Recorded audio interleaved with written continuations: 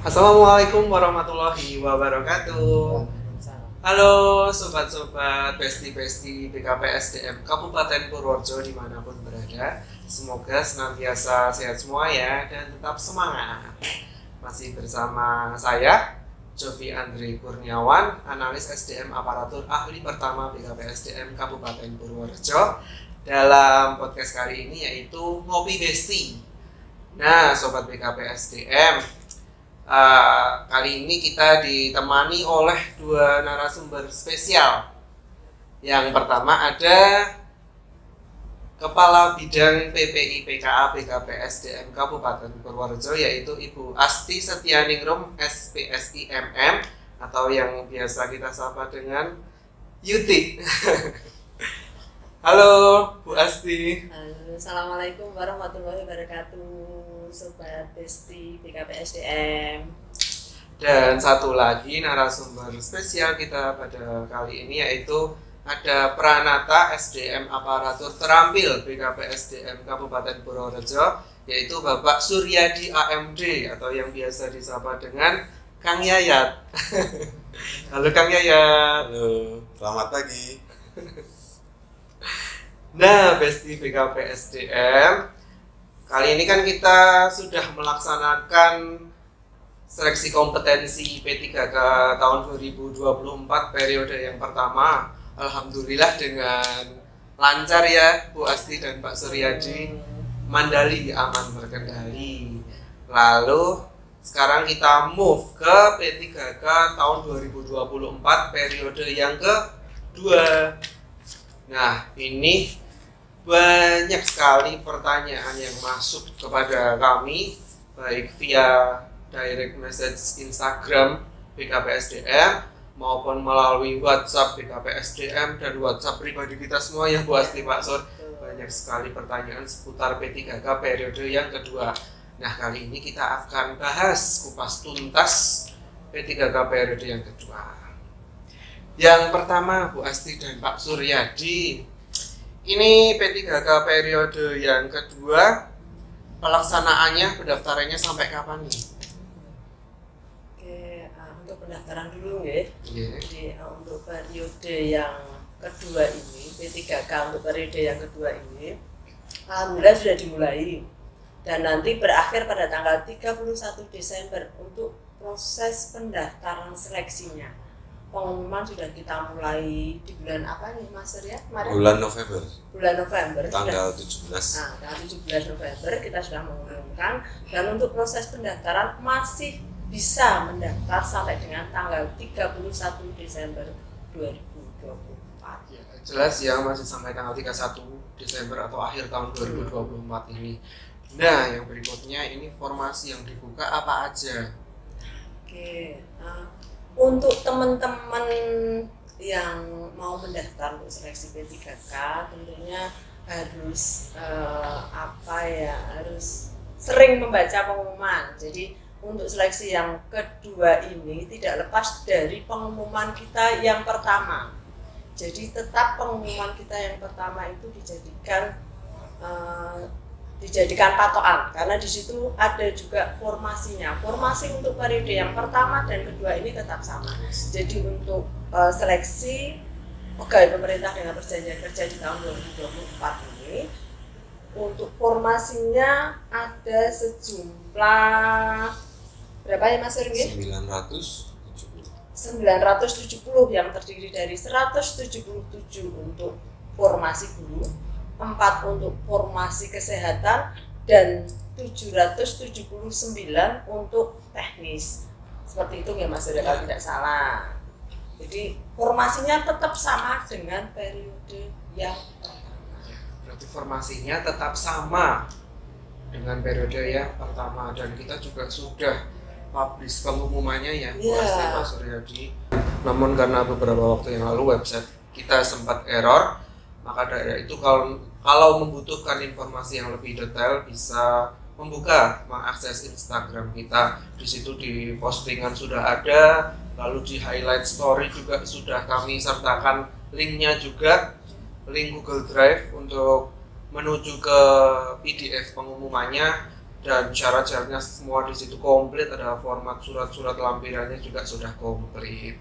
Nah, Bu Asti, Pak Suryadi, pendaftaran P3K periode yang kedua ini diperuntukkan untuk siapa saja? Monggo bisa dijelaskan. Nanti untuk periode yang kedua ini memang kalau tadi kemarin yang periode pertama sudah lewat ya, sudah tidak kita bahas. Jadi untuk yang periode yang kedua ini pelamar yang bisa mendaftar di seleksi penerimaan pegawai pemerintah dengan perjanjian kerja itu adalah pelamar tenaga non ASN yang aktif bekerja di instansi pemerintah.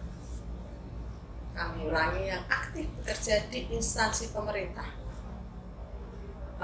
Termasuk juga lulusan PPG untuk formasi guru di instansi daerah. Itu pengumuman yang kita sampaikan. Untuk syaratnya nanti seperti apa, itu nanti bisa disampaikan oleh Pak Suryadi. Untuk syaratnya apa saja sih Pak Suryadi? Ya, terima kasih untuk penerimaan P3K yang tahap kedua. Untuk persyaratan sebetulnya sama dengan yang tahap pertama.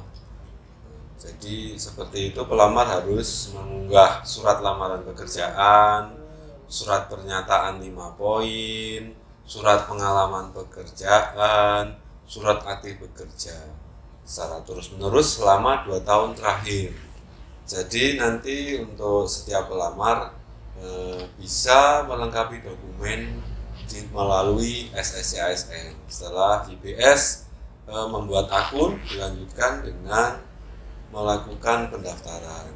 Jadi jangan sampai syarat-syarat itu tidak terpenuhi, karena untuk melamar formasi yang tahap kedua itu syarat dan ketentuan tetap berlaku. Iya, betul. Ya, pertama, kualifikasi pendidikannya harus sesuai dengan formasi.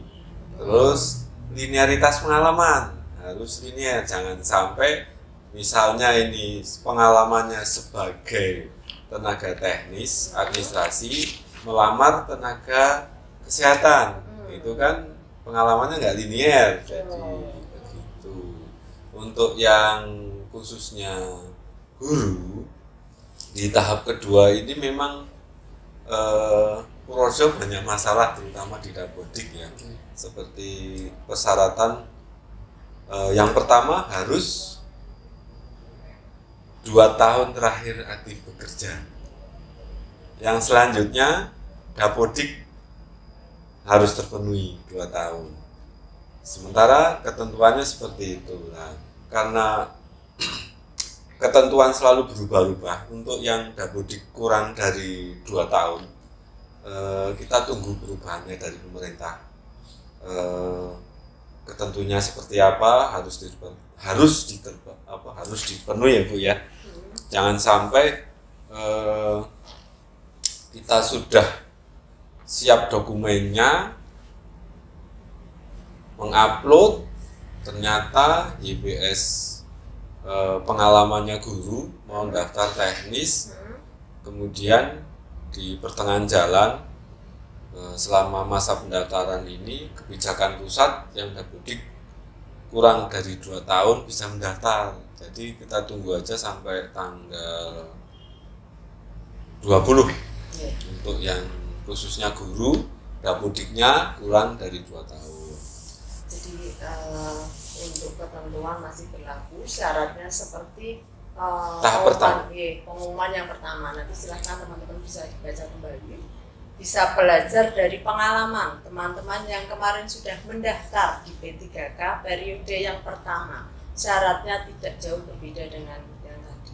Ketentuan yang lainnya yang tadi disampaikan oleh Pak Suryadi, bahwa setiap proses pendaftaran P3K ini kita mengikuti aturan dan kebijakan dari pusat. Ya, betul. Intinya seperti itu, kita tidak pernah membuat aturan sendiri.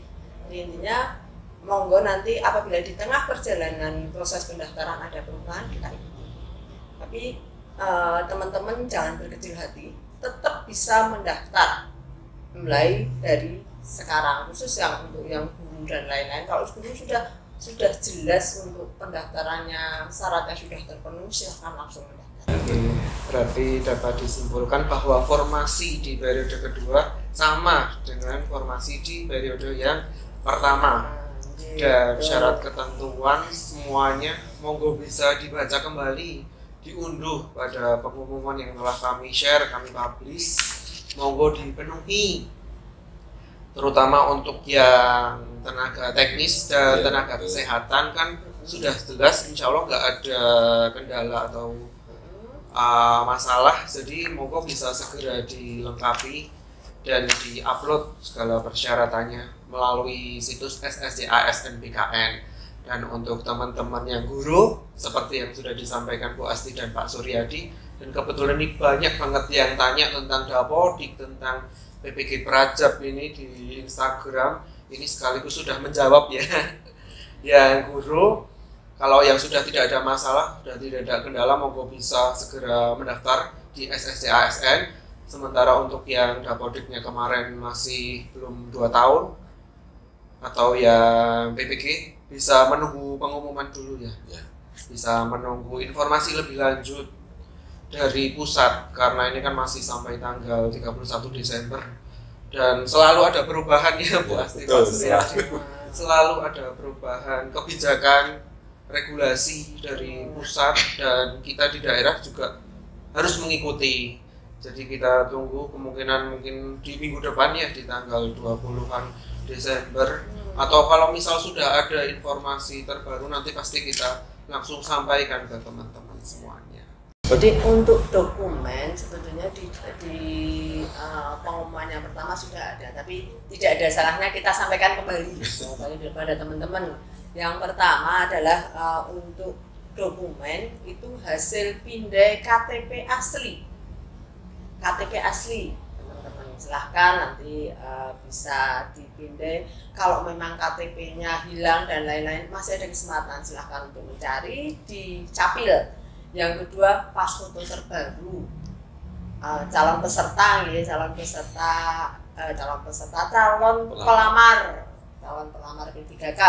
Fotonya foto yang terbaru, tidak usah menggunakan tutup kepala bagi yang laki-laki, tapi kalau yang perempuan memang menggunakan jilbab, ketentuannya menggunakan jilbab warna hitam polos. Dan untuk latar belakangnya juga harus merah.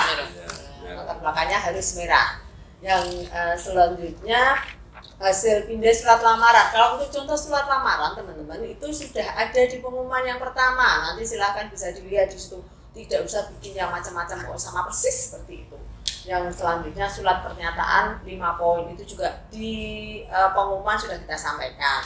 Untuk ijazah Bapak Ibu, nanti yang diunggah adalah sesuai dengan formasi yang dilamar. Walaupun mungkin punya ijazah S1, S2, S3, tapi yang dilamar itu untuk formasi SMA, tetap ijazah yang digunakan adalah ijazah SMA.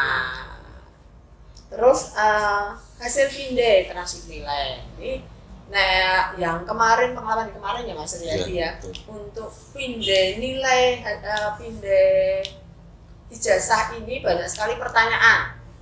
Ijazahnya nilainya terpisah, mana yang harus diupload, nanti nilai ijazah berapa yang harus diupload. Monggo dilihat ijazahnya, ijazahnya apabila nilainya itu ada di belakangnya, di belakang ijazah yaitu yang di upload ya di belakang. Kalau memang ijazahnya yang dalam kertas yang berbeda yaitu yang diunggah. Terus nanti yang diunggah nilainya berapa, karena banyak nih nilainya kan banyak. Disesuaikan saja dengan seperti pendaftaran yang pertama adalah nilai rata-rata ujian sekolah yang teori ya. Yang teori apabila yang SMK, ijazah SMK biasanya kan terpisah, ada teori ada praktek. Terus selanjutnya pengalaman kerja di instansi pemerintah yang ditandatangani. Nah ini kami tegaskan kembali bahwa yang bisa melamar untuk periode yang kedua ini adalah yang bisa yang bekerja di instansi pemerintah ya Mas. Betul, ya. Swasta bisa nggak Mas? Nggak bisa. Itu kan kemarin ada yang kesini beberapa teman mencoba mencari informasi terkait pendaftaran ini. Kami yang dari swasta tidak, sedangkan JPS sudah Dapodik tidak bisa karena sesuai Permenpannya Kemenpan 6 tahun 2024 untuk seleksi pengadaan P3K tahun 2024 hanya khusus yang bekerja di instansi pemerintah. Gitu. Kita gaskan kembali ya, yang bekerja di instansi pemerintah. Oke. Terus surat keterangan nih, surat keterangan aktif bekerja di instansi pemerintah. Nah ini ada lampirannya, lampirannya apa? Dibuktikan untuk mengetahui bahwa Bapak Ibu calon pelamar ini memang aktif bekerja di instansi tersebut, harus melampirkan kwitansi atau tanda terima. Tanda terima. Jadi kwitansi dinas, bukan atau ya. Kami ulangi, kwitansi dinas termasuk bukti transfer atau tanda terima gaji. Jadi ada kwitansinya, ada bukti transfer atau tanda terima gaji. Itu harus dilaporkan selama 2 tahun berturut-turut. Jadi 24 bulan. Terus apa lagi? Surat keterangan jasmani dan rohani ini kayaknya masih abu-abu ya, Pak Surya. Tidak usah dicari dulu ya, nanti kita lihat sistemnya. Terus surat keterangan ini pemadam kebakaran ada nggak, Mas Sur? Pemadam kebakaran di sini harus terpenuhi beberapa persyaratan. Ya, jadi nanti ada penambahan nilai juga. Khusus pemadam itu harus sehat jasmani dan rohani, bebas disabilitas juga. Itu jadi untuk pelamar pemadam kebakaran khusus ya, pemadam kebakaran ada surat keterangan bahwa yang bersangkutan bukan penyandang disabilitas. Untuk yang nakes biasanya ada STR ya, Mas? Iya, STR itu wajib. Jadi STR ini wajib diminta juga. Itu sih kalau yang disabilitas nanti bisa mengikuti, bisa disesuaikan juga dengan pengumuman, syarat-syaratnya harus seperti apa. Itu ada di pengumuman. Terus tanda tangan dokumen surat lamaran. Ini banyak juga pertanyaan. Saya di surat lamaran harus tanda tangan pakai bolpen apa, merah, kuning, hijau. Nah, itu untuk penandatanganan surat lamaran bisa menggunakan tinta hitam atau tinta biru. Terus ini juga ada pertanyaan juga kayaknya yang kemarin kami juga ya, Mas Sofian. Materai, menggunakan materai apa ya? Kalau bisa, teman-teman tetap menggunakan e-materai. Tapi apabila kesulitan untuk mendapatkan e-materai, teman-teman bisa menggunakan materai tempel. Bedanya kalau e-materai, teman-teman nanti tanda tangannya tidak usah mengenai barcode-nya ya. Barcode apa itu yang barcode-nya? Tapi apabila menggunakan materai yang tempel, nanti tanda tangannya dikenakan, harus mengenai materai yang ditempel tersebut. Terus untuk dokumen itu juga mengunggahnya, jadi scan-nya dulu, scan-nya jangan yang grayscale ya, jadi harus yang berwarna, jelas-jelas berwarna supaya dari tim seleksi bisa membedakan, oh ini yang asli, oh ini yang tidak asli, seperti itu. Budi, Jovi. Dan itu juga ada ketentuan maksimal ukurannya juga ya, bisa diperhatikan di websitenya SSC ASN. Terus apa ya, Mas Sur, kalau ada kesulitan untuk proses pendaftaran ini bisa ke BKPSDM ya, Mas Sur? Bisa. Kami BKPSDM Purworejo siap melayani semua pelamar, baik misalnya dalam kesulitan menyusun dokumennya seperti apa, uploadnya kok susah, bisa konsultasi dengan kami melalui helpdesk. Banyak teman-teman di kami siap melayani. Gitu. Jadi boleh ya ke BKPSDM teman-teman membawa dokumennya supaya juga kita bisa membantu. Ini loh dokumen yang dipersiapkan sudah betul atau belum, nanti setelah itu, tapi dengan syarat, ada syaratnya masuk. dari Kasubag Umum Kepegawaian atau dari instansinya ada yang mendampingi. Betul, harus ada yang mendampingi. Ada yang mendampingi dan paham supaya juga bisa menyampaikan ke teman-teman di instansi tersebut. Itu Dek Jovi. Jadi Kasubag Umumnya ya harus mendampingi, karena Kasubag Umumnya kan juga sudah kita berikan sosialisasi ya Bu Asti dan Pak Suryadi. Jadi kalau kesini kan sekalian secara kolektif aja, perwakilan aja nggak apa-apa kesini.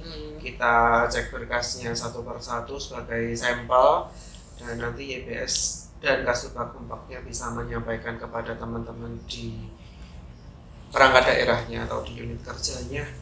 Karena kalau kesini satu persatu kan banyak banget ya, ini yang periode kedua ini 2000-an lebih.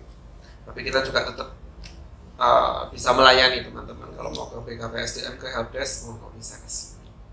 Nah, mungkin sudah cukup itu aja. Untuk sementara mungkin informasi yang kita sampaikan di awal seperti itu. Nanti apabila ada kendala, ada pertanyaan lanjutan, kita bisa bincang-bincang kembali seperti ini. Bisa bincang-bincang kembali, atau teman-teman tadi disampaikan oleh Mas Sur bisa hadir di BKPSDM untuk berkonsultasi. Insya Allah kami siap membantu teman-teman yang kesulitan dan harus didampingi. Itu yang kami mohon bisa dilaksanakan. Sepertinya sudah cukup ya, sudah lengkap informasi yang Bu Asti dan Pak Suryadi sampaikan terkait prosedur pendaftaran P3K periode yang kedua ini. Untuk informasi lebih lanjut pasti akan kita update melalui website maupun sosial media Instagram BKPSDM Kabupaten Purworejo. Nah, sekian Besti-Besti BKPSDM.